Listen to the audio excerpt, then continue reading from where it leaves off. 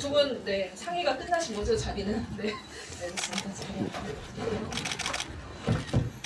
네, 안녕하세요. 영화 저널리스트 이화정입니다. 와, 좀 너무 많은 분들이 지금 오셔가지고 제가 감독님이 딱 뒤에서 들어오시면서 하는 얘기를 좀 들었거든요. 개봉 때보다 더 많이 왔어. 그 정도는 아니잖아요. 박수 한번 일단 네, 부탁드릴게요. 오늘 영화 처음 보신 분들 계세요?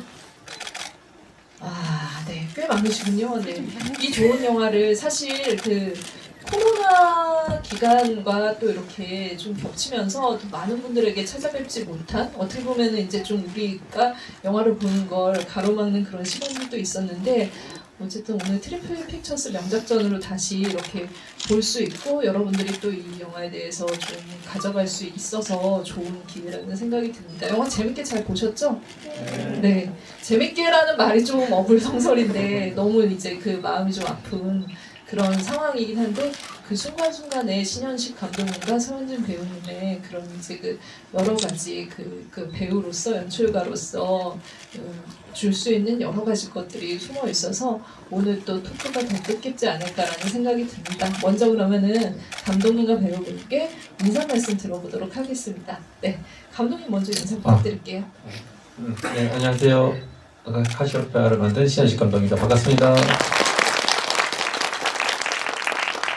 안녕하세요. 네, 수신역의 서현진입니다. 네, 2022년 6월에 개봉을 했으니까 지금 이제 그 1년 하고도 6개월 정도 거의 지나거든. 올해 지금 연말이잖아요. 다시 이제 그 수진을 이 자리에서 만나게 되는 그런 시간인데 어떤지 먼저 배우님께 좀 감상을 한번 말씀 부탁드릴게요. 그냥 굉장히 저한테는 특별한 작품이고요. 이 작품을 통해서 조금 연기하는 톤을 바꿔보자라는 계기도 됐고, 그리고 올 설에 감사하게도 TVN에서 방송을 해주셔가지고 한번 이렇게 많은 분들이 보셨나봐요. 그랬던 계기가 됐던 것 같아요. 근데 그냥 정말 우연치 않게 이렇게 사실 이런 자리에서는 관람객분들의 직접적인 평을 들을 일이 별로 없잖아요. 네. 근데 길 가다가 듣게 된 거예요. 길 가다가 다른 분들이 말씀하시는 걸? 아니요, 저를 보시고 그 설득산 영화로 봤다고. 네. 그래서 정말 시가 갑자기 붙잡고 내가 이렇게 옆에 서 있었어요. 네. 신호등. 흔치 않은 케이스다. 실 관람객의 네. 평을 들었는데 그런 영화를 만나게 돼서 굉장히 기뻤다고 말씀을 해주셔가지고 네. 기쁘다란 단어를 들은 게 얼마만이지? 라는 생각이 들었어요. 그리고 그런 영화를 찍을 수 있게 돼서 너무 좋았다라는 생각이 들었고, 오늘 저를 기쁘게 해주셨다고 말씀을 저도 드렸어요. 네. 저기 사실 이제 그 댓글이나 트위터로는 굉장히 많은 또 이제 의견들이 있었겠지만, 길 가다가 신호등 옆에서 이렇게 붙잡아서 이렇게 육성으로. 네. 이건 정말 색다른 경험일 것 같기도 하고, 다른 작품 많이 하셨을 때 그런 시간들이 많지는 않았었죠. 근데 저는 약간 어떤 작품에 대한 리뷰를 들어도 그냥 앞에다 대고 싫은 소리 안 하시겠거니 하고 그냥 그러려니 내 좋은 말씀 해주시는 거겠거니 하고 약간 넘어가는 게 있거든요. 칭찬해 주시겠는 거겠거니. 근데 그분은 너무 찐이셨어요. 네. 너무 두 손을 꼭 쥐고 이렇게 너무 잘 봤다고. 그리고 나이도 좀 있으신 여성분이셨거든요. 네. 그래서 마음이 좀 뭉클하더라고요. 와, 네. 여러분 기쁘셨죠? 여러분들도 오늘. 네. 기쁘셨다면 박수 한번 부탁드리겠습니다. 오늘 어떠셨어요? 약간은. 그래서 네 저도 다시 네. 네, 수진이를 또 만날 기회가 있다고 해서 촬영 중이지만 달려왔습니다. 네. 만나고 싶어서. 네. 감독님께도 또 이렇게 어떻게 보면 감독님은 너무 끊임없이 작품을 그 사이에도 하고 계셨어서 이 작품을 다시 이제 1년 전의 작품을 복귀하는 또 이런 자리인데 어떤 생각이 또 드실까? 혹시 뭐 길 가다가 붙잡아 세우실 분은 없으신가 또 얘기를 좀 들어보도록 하겠습니다. 작년 말에 이집트에서 상영할 기회가 있어서 이제 이집트에 간 이집트 관객분들이 제가 길 가다가 붙잡고 근데 그 길이라는 것은 극장 앞 길이었긴 한데 연관성이 있고 예, 이집트어로 비슷한 소감을 많은 분들이 얘기를 해주셨어. 이집트어로? 네, 이집트어로 하신 분도 있고 영어로 하신 분도 있고. 네. 네. 근데 어쨌거나 이제 뭐 어떤 의미로 얘기하시는지는 이제 다 이해가 되는데 뭐 그런 시간도 있었고. 근데 사실 저는 개인적으로 이 작품이 뭐 앞으로 뭐 이제 서현진 씨나 저나 뭐 다양한 작품을 해왔고 해오겠지만 개인적으로 좀 애틋한 뭐 네. 그런 감정이 있는 작품이에요. 개인적으로 애틋한 감정. 네. 조금 들어가도 될까요? 그걸 모르겠어요. 그걸 어떻게 설명해야 될지. 그러니까 이게 뭐 똑같은 자식이 있어도 뭐 막 다양한 자식이 있겠죠. 뭐 이 작품이 뭐 저에게 동가명예를 주지는 네. 않더라도 저 개인적으로는 마음 한켠에 늘 이렇게 좀 다른 자식들하고 다 같은 자식이어도 네. 좀 다른 자식, 좀 다른 의미, 마음속 한켠에 있는 그런 작품인 것 같아요. 앞으로도 그럴 것 같고. 네. 와주셔서 감사합니다. 네. 박수 한번 부탁드릴게요. 서현진 배우님께서는 좀 특별한 자식이었다라는 거를 좀 이렇게 같이 작업하시면서 느끼셨어요? 이 작품이 감독님에게. 작업을 하면서는 잘 네. 못 느꼈고요. 네. 왜냐면 감독님을 네. 처음 뵙기 때문에. 네, 저는 그때 저희가 개봉을 했을 때도 말씀을 드린 적이 있지만 뭔가 글을 쓰신 분이 또 감독을 디렉팅을 봐주시는 현장을 사실 드라마에서는 경험을 할 수가 없는 현장이기 때문에 너무 잘 알고 있는 사람과 이제 현장에 같이 소통하면서 찍을 수 있는 게 이렇게 큰 힘이 있구나. 네. 그리고 거침없이 잘라내시는 거예요. 필요 없는 부분은. 그것 또한 참으로 좋은 부분이었고요. 그리고 뭔가 나보다 더 잘 아는 글에 대해서 사람이 현장에 있는 게 참 든든했어요. 네. 신현식 감독님께서는 사실 이제 여러분들은 너무 많이 이제 독립영화를 사랑하시는 분들은 많이 이제 감독님의 작품을 접하셨겠지만 러시안 소설이나 배우는 배우다 조류인간 그리고 뭐 또 이제 로마서 8장 37절 막 이런 영화들을 쭉 만들어 오면서 카시오페아까지 오면서 약간 그냥 연출만 하는 게 아니라 지금 배우님 말씀하신 것처럼 직접 글을 쓰시고 사실은 이제 그런 것들을 모두 통솔할 수 있는 기획자의 마인드를 가지고 있는데 그 기획 안에는 우리가 늘 이제 스타 시스템에서 어떻게 보면은 손쉽게 떠올릴 수 있는 배우들을 캐스팅을 해서 이제 규모가 커진 영화를 만드는 것보다 늘 이 작품들의 공통점은 새로운 배우들을 좀 발굴을 하고 또 이렇게 관객과 접점을 만들어주고 그 안에서 작업자들도 좀 즐겁게 새로운 도전을 할 수 있는 작품들을 만들어 오셨거든요. 그래서 저는 이제 이 카시오페아가 이제 영화 자체로의 의미도 있지만 어떻게 보면 서현진 배우가 감독님의 기획 안에 그 틀 안에 완벽하게 포섭이 됐다라는 생각이 들어요. 왜냐면 그 전에 이제 작업을 하신 작품들은 우리가 너무 좋아하는 작품들은 드라마의 진짜 제왕이시잖아요. 너무 이제 다음 작품은 뭘 할지 기대를 할 때 우리가 이제 서현진 배우와 드라마를 빼놓지 않고 생각을 하게 되고 영화보다 뭐 때문에 놀라주세요. 그래서 그래서 어떻게 보면은 이제 감독님한테도 어떻게 보면은 그 많은 배우들을 발굴하는 과정 안에 이제 그 서현진 배우가 있었을 테고 배우님에게도 또 이 작업이 아까 말씀하신 잠깐 언급해 주셨던 그 신선한 지점들이 있으셨을 텐데 좀 그 부분에 대해서 구체적으로 어떤 과정들과 어떤 또 이런 즐거움이 있으셨는지 말씀 부탁드리겠습니다. 저는 사실 현진 씨랑 다음에 작품을 또 하게 됐으면 너무 좋겠어요. 너무 좋을 것 같아요. 사실은 현진 씨는 아까 현장에서 이렇게 많은 대화를 감독이랑 나눈 적이 없다고 하셨는데 저는 이렇게 배우랑 적게 소통한 적이 처음이었거든요. 훨씬 많이 하거든요. 원래. 사람 같이 불러서 얘기를 해야 돼. 그래서 아니 왜냐하면 이제 더 무슨 현진 대화를 씨는 하세요? 어마어마하게 하고 뭐 그러니까 예를 들면은 이제 뭐 송강호 배우님이랑은 더 많이 하시는. 거의 매일 전화를 한 시간씩 선생님 저는 더 하시고. 너무 피곤할 것 같아요. 근데 이제 배우분들마다 스타일도 다르고 네. 이런데 이제 송강호 선배님 사실 극단적인 얘기고 그리고 이제 영화는 아무래도 조금 더 여유가 있고 이제 아까 현진 씨가 말씀하신 것처럼 감독들이 대부분 글을 쓰니까 작품에 대한 얘기를 사전에 더 많이 하기도 하고 현장에서 더 많이 하는 편인데 저는 또 유난히 저도 그렇지만 저랑 같이 했던 배우들은 뭐 송강 선배님 말고도 다 그런 네.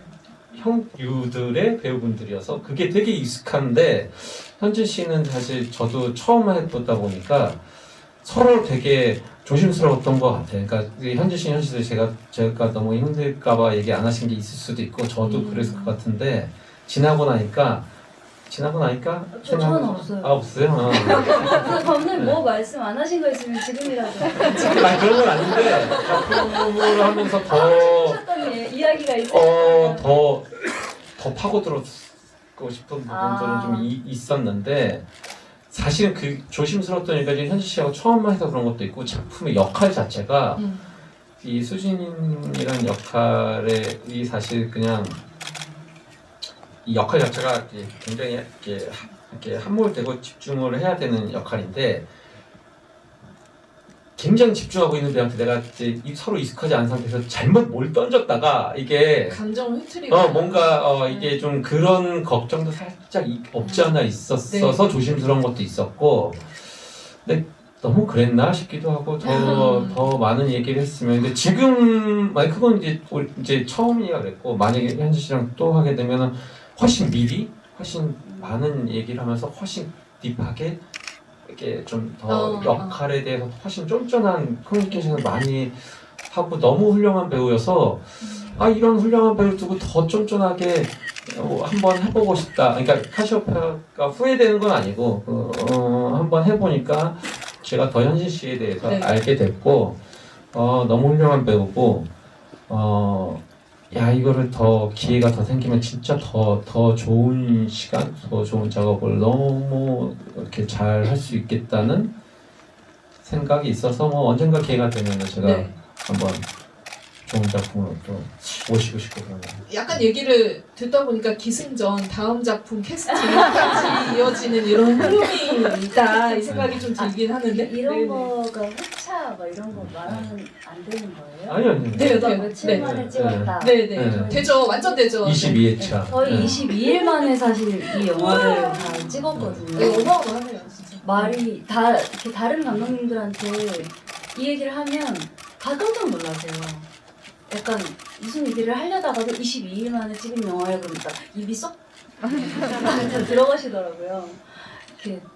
그게 사실 말이 있을 수 없는 환경이고 감독님이 정말 머리 안에 모든 계산이 다 서 계셨기 때문에 가능했고 현장 편집이 지금 머릿속에서 다 되고 계셨기 때문에 가능했던 현장이었다라고 생각합니다. 네. 아니, 근데 저는 이제 사실 이제 그 전까지 그 배우님의 필모그래피 안에서 드라마를 할 때 어느 정도 좀 이제 예측 가능한 흐름이라는 게 있었다라고 생각을 하거든요. 좀 엉뚱하고 발랄한 지점들도 있으면서 이 멜로로 우리를 마지막에 폭풍처럼 완전히 휘몰아쳐서 휘감아 버리는 실력자죠 진짜 이 분야의 실력자라는 생각이 들었는데 타짜. 네네. 다른 말로 타짜. 근데 나와. 스크린으로 가서 서현진이라는 배우의 모습을 보면은 전 좀 약간 좀 특이하다라는 생각이 들었고 무슨 생각으로 어떤 경로를 거쳐서 아니면 어떤 이제 그 접근 방법을 통해서 작품을 선택할까 이 궁금증이 늘 있었어요. 이제 구혜성 감독님과의 작품들도 많이 하시기도 하셨고, 그러니까 영화를 아주 많이 하지는 않는데 좀 새로운 선택이다.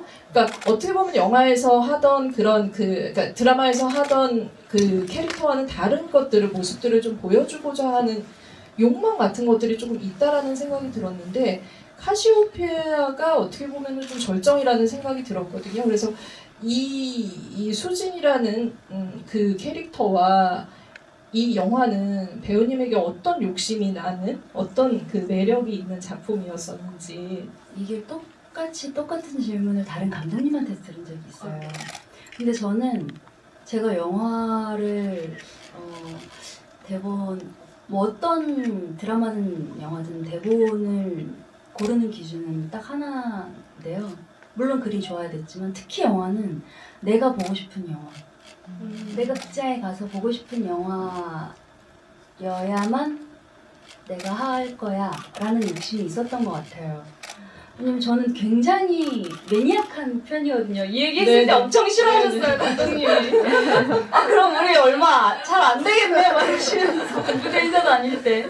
대중적이지 않은. 네. 근데 저는 제가 제 취향을 포스터만 보고도 알 수 있거든요. 아, 그래서 제 취향의 글이었고, 그게 그대로 영화가 완성본으로 나와서 너무 행복했어요. 내가 보고 싶은 영화에 내가 출연할 수 있는 행운은 진짜 가질 수 있는 최고의 행운이라고 생각하거든요. 이건 정말 내 필모그래피다. 네. 네. 네. 저희 박수를 한번 여기서 드려야 될 것 같아요. 너무 좋아하시네요. 박수 너무 좋아요. 오늘 박수 많이 받는 자리니까 저는 근데 진짜 그러니까 이 작품 안에서 배우들이 이제 그러니까 촬영장에 있는 동안 과연 이 계속 변하는 감정선을 어떻게 조율했을까 이것도 너무 궁금할 텐데 너무 프로페셔널이기 때문에 그 부분에 있어서 집중도는 분명히 너무 높았을 것 같다라는 생각이 드는데 오히려 그런 연기를 할 때 22회차를 하는 동안 어떻게 보면은 그 기간 동안 그 상황에서 빠져나왔을 때 과연 빠져나올 수 있었을까? 나머지 시간도? 약간 진짜 이런 연기를 할 때는 어느 정도의 그 나를 진짜 헌신해야 되는 걸까라는 궁금증이 굉장히 많이 들었거든요. 감독님 증언을 해주시면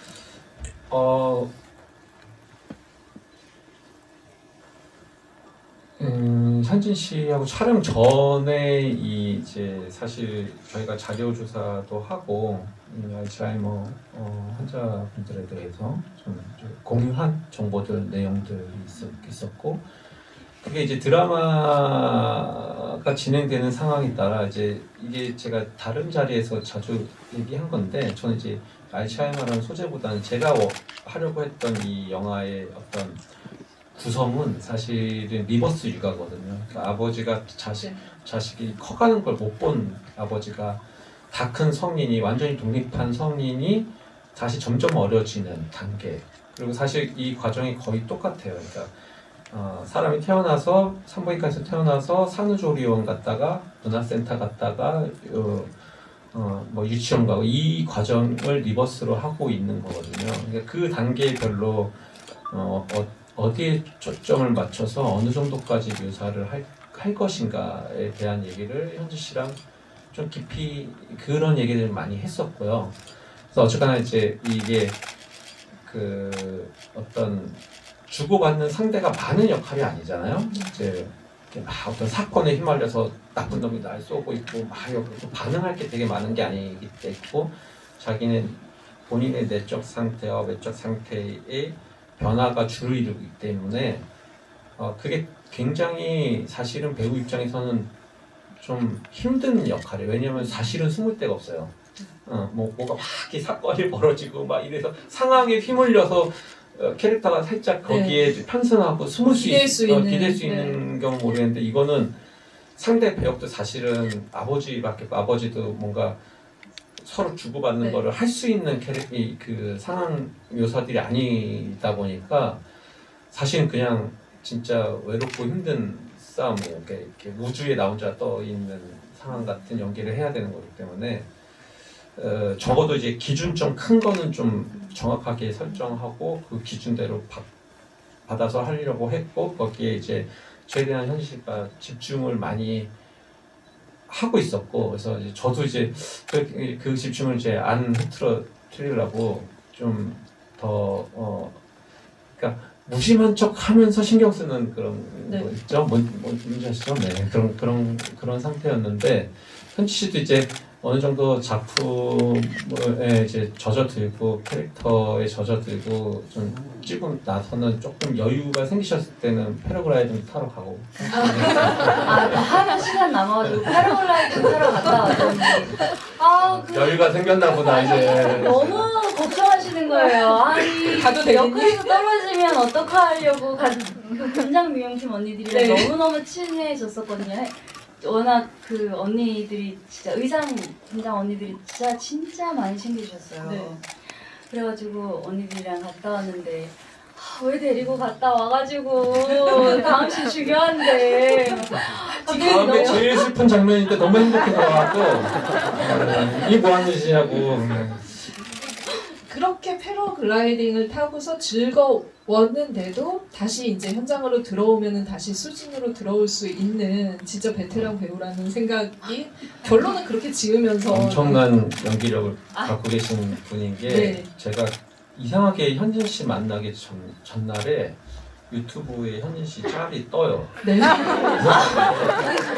근데 그 유튜브가 알고리즘 감독님 똑똑해요. 무서워요. 내 영혼을 보고 있어. 보이스 인식이 될 그래서 거예요. 예전에 그 식사를 합시다 그 짤 뜨는데 제가 이분의 식성을 아는데 이 정도 양을 이 정도 스피드로 드실 수 없는 분인데 네. 와 아, 엄청난 연기력이. 연기로 먹방을. 네, 네. 그 먹방을 연기력으로 네. 본인의 소화 능력은 그 정도가 아닌데 오랜만에 보면서 되게 이렇게 먹을 수 있는 사람이었구나. 아유 다 스킬입니다. 네. 타짜.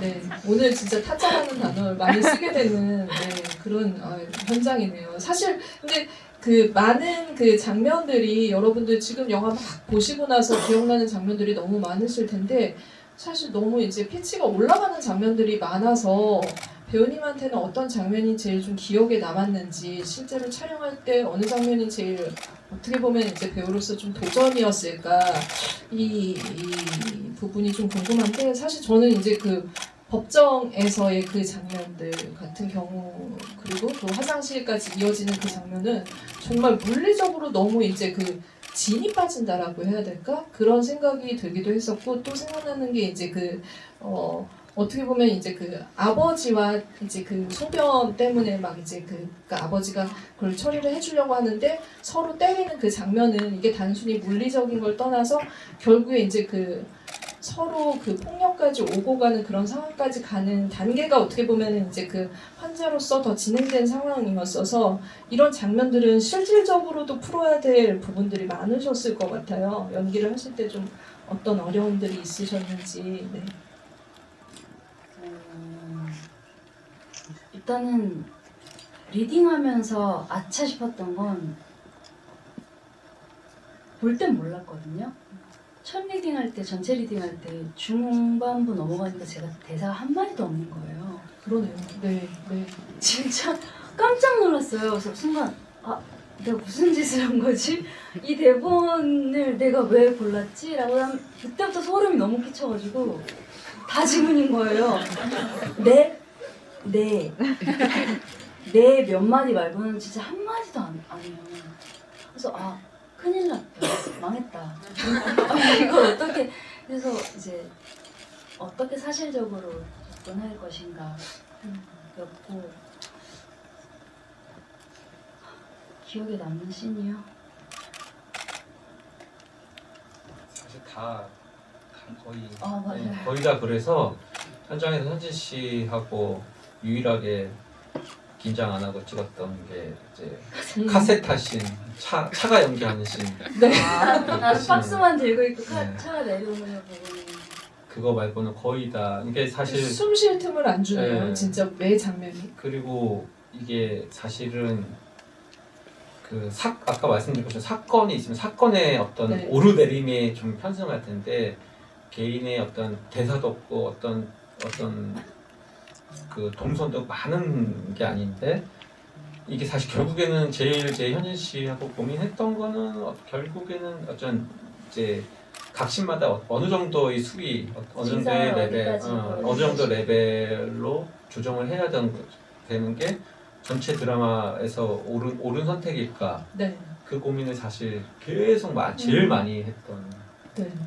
그러니까 사실은 이제 그 매 장면이 너무 이제 그 굉장히 감정 소모가 많이 되는 장면이긴 하지만 그리고 이제 그 부분들이 관객들한테 좀 자극적으로 다가오지 않고 어떻게 보면 우리가 굉장히 같이 갑갑해함을 느끼면서 이게 진짜 이런 상황이 벌어지면 어떻게 해야 될까까지 감정을 끌고 가는 거는 다양한 이제 그 치매와 관련된 부분들을 감독님이 조사를 하고 시나리오에 녹여내면서 그 고충들을 녹여냈기 때문이라는 생각이 들었거든요. 그래서 이제 이 케이스도 있지만 그 치매 환자를 돌보는 그런 상황에서 이 돌봄 노동이 가지고 있는 어떤 그 어려움 이런 것들 난점 이런 것들을 통해서 가족 관계를 어떻게 그렇다면은 그 상황에서 회복을 할 것인가에 대한 얘기까지 가고 있다라는 생각이 들어서 그 부분에 대해서 좀 메시지 부분을 좀 말씀을 더 해주신다면. 우리 저는 사실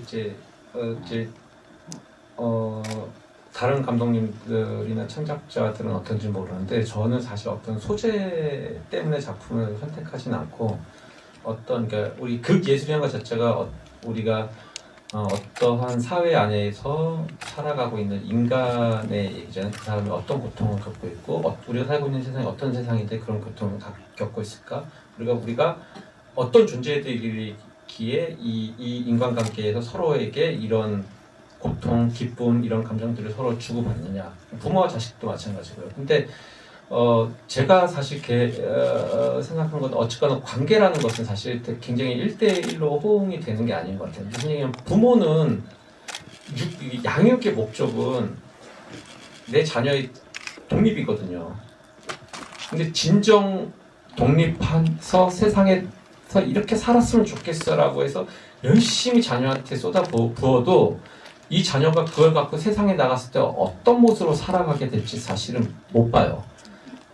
사실은 모르고 저희 부모님도 사실은 모르고 못 보셨고 그런 면에서 저는 이게 이제 회복이라는 개념보다는 저는 이 작품이 대단히 현실적인 묘사를 갖고 있는 가운데 이 전달하고자 하는 이야기는 사실은 판타지라고 생각합니다. 아버지가 이제 딸의 병 수발을 하고 알츠하이머 병에 걸린 굉장히 자랑스럽고 너무너무 똑똑한데 너무너무 미안했어.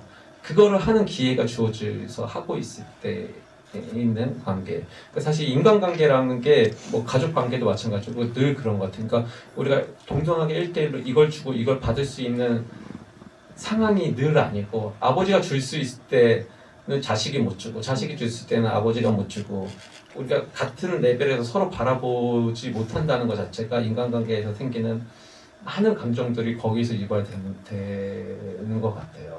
네.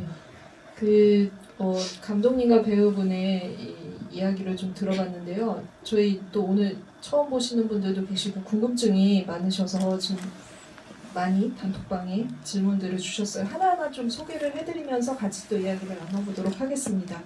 먼저 이제 오늘 트리플 픽처스 명작전으로 또 이제 이 작품을 만나게 되는 그런 기회가 생겼는데 신나는 포로도님 요거를 좀 소개를 해드릴게요. 카시오페아랑 비닐하우스 트리플 픽처스 작품이거든요. 네, 비닐하우스 이 두 편을 보니 트리플 픽처스의 악취미를 알겠네요 라고 하셨습니다. 약간 부정적인 의미는 아니었던 것 같아요. 마음이 애리다라고 하셨습니다.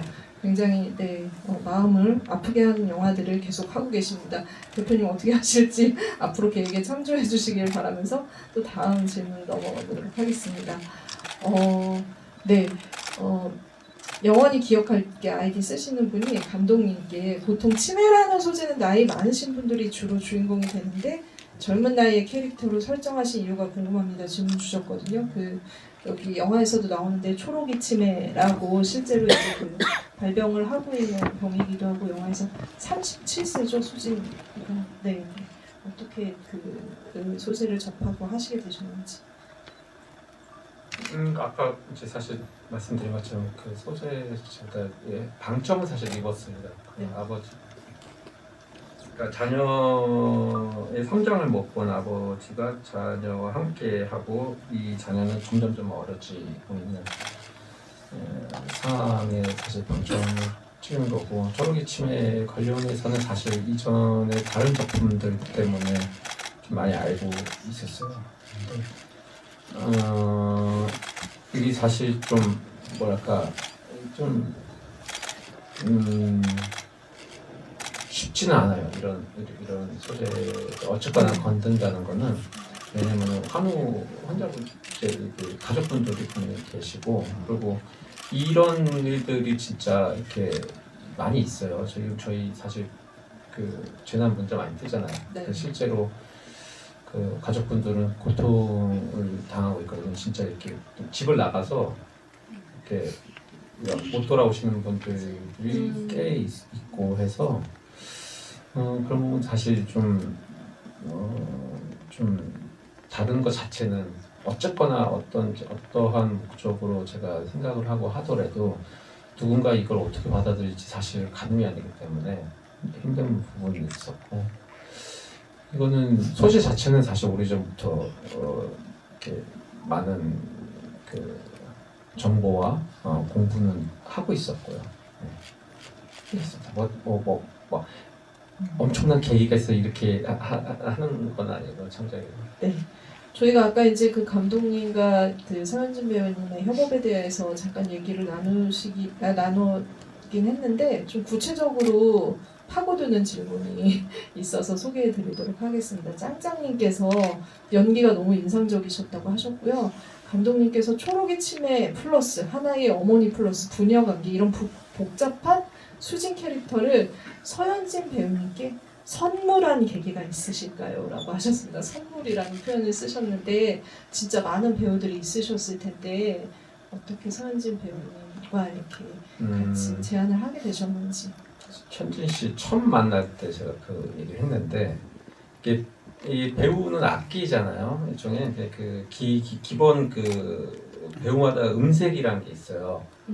근데 어쩔 수 없이 너무 어머니 음색이 강한 분이 계시고, 너무 커리어우먼 이미지가 강한 분이고, 아무리 나이 먹어도 너무 딸 이미지가 강한 음색을 갖고 있는 분들이 계신데, 제가 생각해 현진 씨는 그게 다 되는, 그러니까 어디에 적합해도 다 되는 악기 있잖아요. 그러니까 뭐 관현악계 넣어도 들어갈 수 있고 건반악계도 들어갈 수 있고 그런 음색을, 그러니까 뭐 어떤 상황에 어떻게 갖다 놔도 그게 하나도 안 이상하고, 또 안성기 선배님 옆에 있으면 또 정말 아무리 잘나고 뭐 이런 여자 커리어우먼이어도 그냥 딸처럼 보일 수 있고, 또 딸이랑 있으면 또 갑자기 또 되게 엄격한 엄마처럼 또 보여야 되고 커리어 우먼처럼 또 보여야 되고,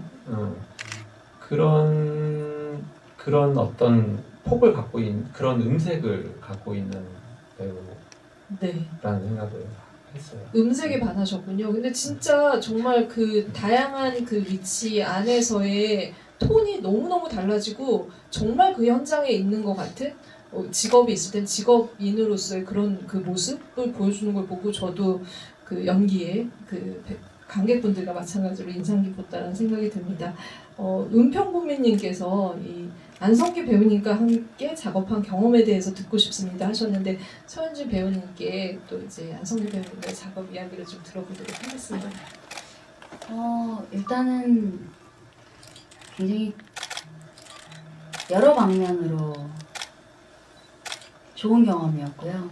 특별한 순간들도 많았고요.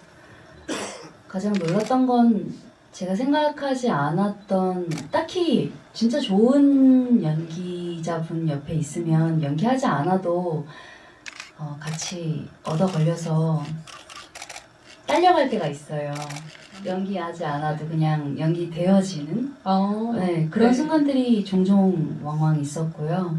그리고 연기자를 떠나서 그냥 선배님 또는 연기자 선배의 그 안성기라는 배우 한 사람으로 봤을 때는 정말 말씀이 없으신 거에 대해서 저는 너무 놀랐어요. 사람이 말을 참기가 정말 어렵다고 요즘 들어 더욱더 느끼는데 이 일 굉장히 오래 하셨잖아요. 네. 얼마나 많은 게 보이시겠어요.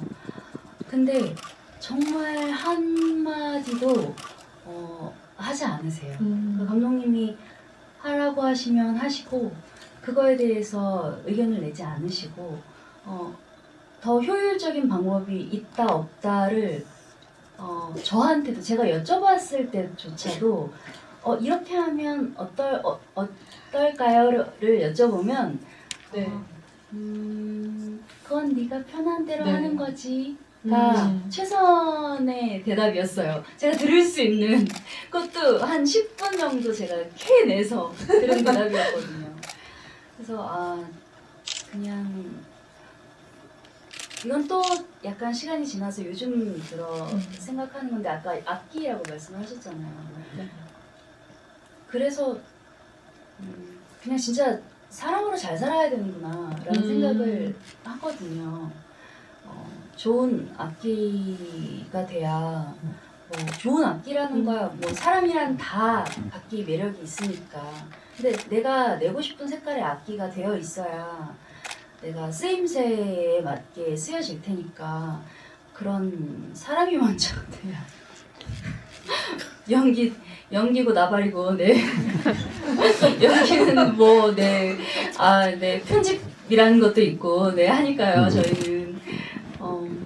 사람이 먼저 돼야 되는 걸지도 모르겠다라는 생각이 좀, 네, 들더라고요. 네. 뭐 감독님은 이제 페어러브부터 같이 안성기 배우님과 작업을 하셨고, 그리고 저도 이제 그 많은 인터뷰를 통해서 배우님을 만났는데 지금 말씀하신 거에 좀 핵심이 있는 것 같아요. 안성기 배우님이 현장에서 어떻게 이렇게 오랫동안 작업할 수 있었는지는 진짜 어떻게 보면은 꼰대가 되는 위치가 됐는데도 그 어른이라는 거에 그 의미를 잃지 않고 항상 작업을 하신다라는 생각이 들었거든요. 감독님께 좀 안성기 배우님에 대해서 좀 많이 이제 기대고 작업을 하셨을 것 같은데 한 말씀 들어봐도 좋을 것 같습니다. 저도 뭐 현지 씨랑 비슷한데 예전에 페어러브라는 작품 할 때 그 작품이 좀 사연이 되게 많았었어요. 너무 오랜 시간 동안 선배님하고 같이 준비를 하다가 맨날 어디서 투자 받으려고 그러고요. 어느 제작사에서 할 것 같고요. 어떻게 메이드 시켜 이런 얘기를 한 3년 동안 얘기하다가 그냥 제가 전세 빼서 찍었어요. 그래갖고 1억짜리 영화를 찍게 돼서 네. 막상 영화 촬영하기 전날 생각해보니까 지난 3년 동안 선배님한테 이거 비즈니스 얘기만 했지 배우와 감독으로서 이 작품과 이 캐릭터에 대해서 한 번도 얘기를 해본 적이 없어요. 이래도 되나? 그래서 선배한테 그때가 이제 선배님 50주년 기념회였어요. 네. 특히 선배님 50년 동안 굉장히 많은 감독님들 만나보셨을 텐데 어떤 감독님 스타일이 편하셨어요? 라고 여쭤봤더니 나는 다 편해. 내가 맞춰주니까. 내가 맞춰주니까. 네. 그 다음에 할 말이 없어요. 예, 그렇군요. 하고 첫날 이제 첫 장면에 첫 테이크를 찍는데 이제 리허설 없이 그냥 슛! 가! 오케이! 해버렸어요. 근데 그때 모든 현장의 배우들, 스태프들이 첫날 첫 테이크에 오케이 나오니까 약간 이래도 되나? 약간 분위기가 약간 다 이렇게 이러고 있는데 선배님이 혼자 감독이 오케이면 오케이인 거지. 그런 스타일이. 네. 제가 그 안성기 배우님이 지금 이 자리에 없긴 하지만 이 타이밍에는 박수 안성기 배우님께 드려도 되겠죠? 네. 네. 지금 진짜 질문이 너무 많이 들어오고 있어서 아마 이제 다는 소개를 못 해드릴 것 같은데 그래도 최대한 네, 또 다음 질문을 하나 더 이어가도록 하겠습니다. 슈리닝 안경 네오님께서 서현진 배우님께서 수진이라는 어려운 연기를 너무 몰입도 있게 연기하셨는데 연기하는데 참고했거나 몰입을 잘하시는 비결이 있는지 궁금합니다라고 질문 주셨어요. 아, 저는 뭐 딱히 참고를 한 건 없고요. 그때 또 코로나 시기여서 뭐 요양원을 방문하거나 그것도 사실은 저는 약간 윤리적으로 그게 맞는가에 대한 의문이 있긴 한데 그걸 저희가 막 구경을 가는 것 같잖아요. 네, 내가 창작을 한다는 명목 하에 누군가의 병을 내가 관찰해도 되는가? 약간 이런 그런 근본적인 네, 생각이 들기도 하더라고요. 근데 네. 뭐 다행이라고 해야 하나? 저는 외할머니께서 치매를 한 3년 정도 앓다가 돌아가셔서 초기 치매는 아니셨지만 알츠하이머를 앓다가 돌아가셔서 그때 봤던 제 기억을 더듬어서 또는 그때 상황을 엄마한테 전화해서 그때 할머니 어땠지? 이렇게 여쭤보면서 연기를 하기도 했고요. 또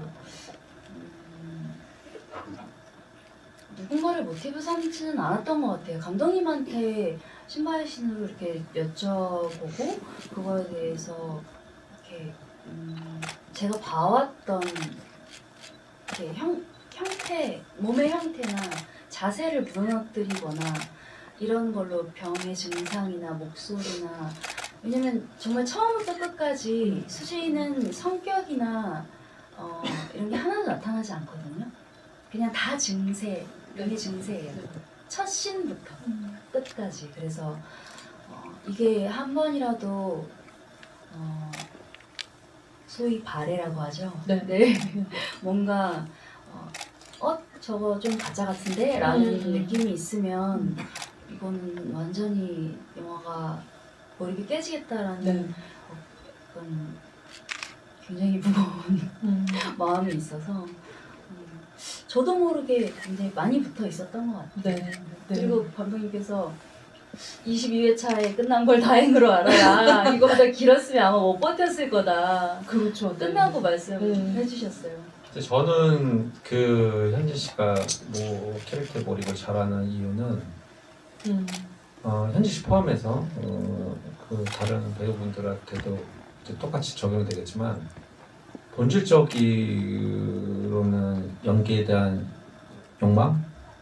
네. 이 큰 배우들이 몰입도 이렇게 저는 사실 제가 감독이잖아요.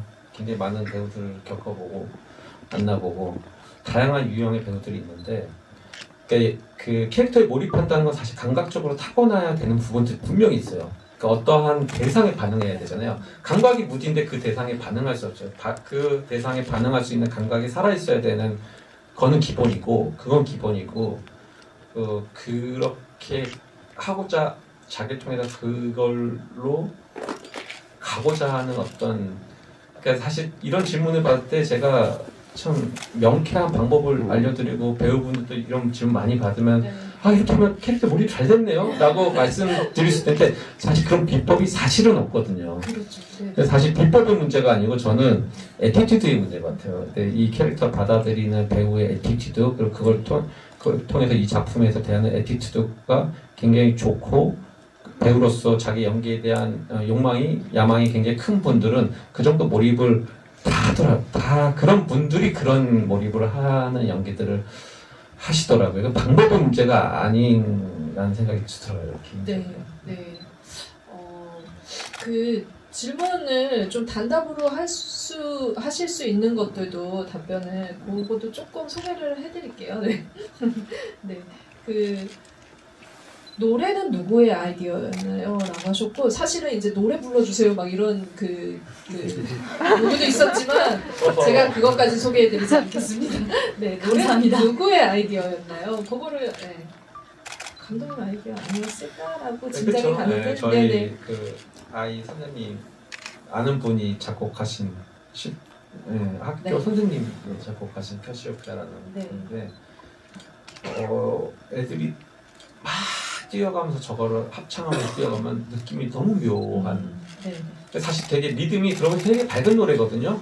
근데 되게 서글퍼요. 서글프죠. 네, 굉장히 밝은데 네. 서글퍼요. 네. 네. 분명히 애들이 신나려고 부르는데 신나게 부르면 부를수록 네, 그런 느낌이 있었어요. 그 곡이. 그래서 네. 썼습니다. 수진이는 언제 엄마 자켓을 입었을까요? 네. 언제 입었을까요? 입었을까요? 못 입었을 것이다. 네. 아까 그 패러글라이딩 그 얘기 때문에 이 질문이 나온 것 같은데 패러글라이딩 후에 찍어야 했던 그 아주 중요한 장면 무엇인가요? 네. 그 장면 다음부터 보실 때는 패러글라이딩 안 되는데 생각할 것 같은데 안 되는데. 숨길까요? 아니면 어떻게 뭐 아니요. 네, 배우님 감독님의 의견에 따르겠습니다. 밝히지 마세요. 진짜 기억이 잘 안 나. 그럼 정확하게 그래요? 말해도 돼요? 네. 저희 그 법정신 다음에 갔던 접시를 좀 타짜 맞네요. 타짜 맞아. 어떻게 이거? 그 뒤에 작품을 몇 개를 하셨는데 이걸 기억하시네요. 네. 부끄럽습니다. 제가 원래 이럴 때 박수 드리는데 아니 앉아 마시고 하지 말라고 해요. 네, 진짜 엄청납니다. 네, 지금 질문을 하기에는 지금 답변 다 하기에는 조금 시간이 모자라서 이 지금 손을 번쩍 든 무지님이 계속 이제 그 몇 번을 지금 올려주셔서 22회차 동안 영화 흐름에 따라 촬영하셨는지 환경에 맞게 들쭉날쭉 촬영하셨는지 촬영 타임라인이 궁금하다고 말씀을 해주셨어요. 이게 한 장소 가면 거기서 다 몰아서 찍어야 되죠. 그러니까 그 시간 순서대로 찍는 영화나 드라마는 사실은 거의 없고요. 아주 특별한 경우에 있죠. 예전에 김영민 선배가 하신 내 사랑 내 곁에. 네. 정말 살을 빼셔야 되니까. 그쵸. 그 타이밍에 따라서. 그건 어쩔 수 없이 그렇게. 그런 경우 외에는 사실은 물리적으로 사실 그렇게 찍을 수는 없어요. 시간 순서대로. 감독님 기억 안 나시겠지만 저희 2회차 두 번째 날 140인가 120인가 그쵸. 공고차신 그렇죠. 찍었어요. 네. 그건 기억나요. 그때 제가 화장 지워도 되냐고 했더니 네. 엄청 좋아하셨던. 기억력은 지금 서현진 배우님이 압도적으로 잘한 것 같다는 생각이 지금 질문을 파고파고 들면서 더 드는 생각은 그렇습니다. 이 카시오페아 그 아이디 쓰시는 분이 이 제목 왜 카시오페아인지 북극성으로 하실 수도 있으셨을 것 같다라고 하셨는데 어떤 뭐 고민이 있으셨다면 말씀 주시면 좋을 것 같아요. 북극성을 찾으려면 카시오페아를 찾아야 돼요. 그러니까 부모라는 게 그런 존재 같아요. 자, 너 이렇게 앞으로 살았으면 좋겠어. 이렇게 세상에 나와서 이렇게 살았으면 가르치고, 자, 저 북극성을 보고 가. 저기가 비상구야. 근데 저 비상구가 북극성이라면 북극성 사람들은 그럼 다 북극성만 절로 가면 살 길이 저기 있어. 저거 보고 살아야 돼. 앞으로 세상에 나가서 저 길로 가야 돼라고 하는데 사실 그 길을 찾으려면 옆에 카시오페아가 있다는 거죠. 네. 그런 존재가. 네. 네. 두 분이 같이 진짜 카시오페아 같은 존재가 돼서 다음 작품을 하시면 좋을 것 같다. 같이 그런 생각 여러분들이 이번 작품 보시면서 더 하실 텐데 마침 또 질문이 이제 감독님께서 혹시 이제 다음 작품에서 같이 하게 된다면 배우님께 어떤 역할을 주고 싶으신지 그 질문이 있었고 또 차기작이 궁금하다고 하셨는데 두 분 각자 그 이후에도 너무 많은 왕성한 활동을 하고 계시는 텐데 하고 계시고 있죠. 네, 그 마지막으로 좀 계획과 두 분의 협업에 대한 계획도 같이 들어보도록 하겠습니다. 전 당연히 현진 씨랑 너무 또 언제든 저는 진짜 되게 이렇게 그런 제 복이라고 생각해요.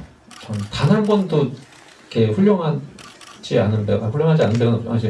너무 훌륭한 배우분들하고 만났고 너무너무 행복했고 그게 제 복이라고 생각하는데 현진 씨하고 22회차에 찍은 거는 좀 아쉬워요 사실. 많이 아쉽고. 1차가 너무 부족하다. 네. 좀 더 긴 호흡으로 정말 쫀쫀하게 작품에 대한 얘기도 나는 사실 훨씬 배우들하고 많은 커뮤니케이션을 하는데 고작 그 정도. 필요한 거 아니죠? 감독님 제발 이제 그만합시다 소리 할 때까지 뭐 하여튼 저 되게 작품을 가서 더 많이 소통할 수 있을 것 같고 더 되게 즐거울 것 같고 그래서 하고 싶은 작품이 있어요. 그래서 당장은 아니고 제가 당장은 이제 아마 영화를 먼저 할 것 같고 네. 이제 뭐 하고 싶은 게 있습니다. 지금 말해 지금 말하는 저는 완전 소속사를 통해 입장을 밝히도록 하겠습니다. 저 뒤에서 노래 보고 있는 사람이 한 사람 있어가지고. 근데 진짜 그 카시오페아는 두 분의 서막인 것 같아요. 왜냐면은 그 감독님은 그 같이 하신 분이랑 안성기 배우님도 그렇고 송강호 배우님도 그렇고 많은 배우님이랑 계속 이제 그 다른 작품을 같이 작업하고 거기서 또 영감을 얻어서 이 배우들과 어떤 작업을 할지를 고심하시기 때문에 분명히 조만간에 같이 하시지 않을까라는 생각을 하고 최현진 배우님은 소속사를 통해서 곧 입장 발표가 있으실 거라는 생각이 듭니다. 오늘 이렇게 그 명작전으로 트리피처스 명작전으로 카시오페아 다시 만나 뵙게 됐는데요. 두 분께 마지막 인사를 그 한마디 듣고 자리 정리하도록 하겠습니다. 네, 날 추워진데 보러 와주셔서 너무 감사드리고요. 이제 현진 씨도 지금 이제 트렁크라는 작품 한참 촬영 중인데 짬내서 와주셔서 너무 감사드리고 저는 이제 삼식이 삼촌이라는 작품을 이제 송강호 선배님 저 다 첫 드라마예요. 그래서 여기 들어오기 전에 현진 씨한테 존경한다고 존경의 표시를 드라마 찍다 이빨이 4개가 빠졌었는데 실화예요, 실화. 네, 실화입니다. 그래서 이렇게 그 현진 씨가 드라마 촬영을 이제 하는 사이에 이 카시오페아를 찍었었는데 너무 힘들었겠다. 그걸 새삼 깨달아 이제 와서 깨달아서 제가 누누이 말씀드리지만 제가, 너무 편했습니다. 네, 그래서 하여튼 너무 새삼 그런 생각이 들었고 그래서 저희 현진 씨의 차기작도 기다려주시고 저의 차기작도 기다려주시고 뭐 또 이런 자리에서 또 만나 뵙게 되면은 너무너무 즐거울 것 같습니다. 네, 감독님께 박수 한번 부탁드립니다. 네, 저는 감독님께서 다 말씀해 주셨으니까 제가 너무 많은 대사들이 있지만 좋아하는 여러분들께 오늘 들려드리고 싶은 카시오페아의 어떤 한 대사를 인용하여 살면서 서로 상처 주지 않으면 참 좋을 텐데 누군가에게 서로 상처 주지 않으면서 남은 올 한 해 며칠 안 남았죠? 상처 주지 않고 상처받지 않으면서 올 한 해 마무리 잘 하시기 바라겠습니다. 늦은 시간에 여기까지 발걸음 해주셔서 감사합니다. 네, 오늘 이렇게 끝까지 같이 함께 해주셔서 너무 감사합니다. 그 트리플 피처스 명작전 계속 쭉 이어지니까 또 다른 작품에도 많은 관심 부탁드리겠습니다. 감사합니다.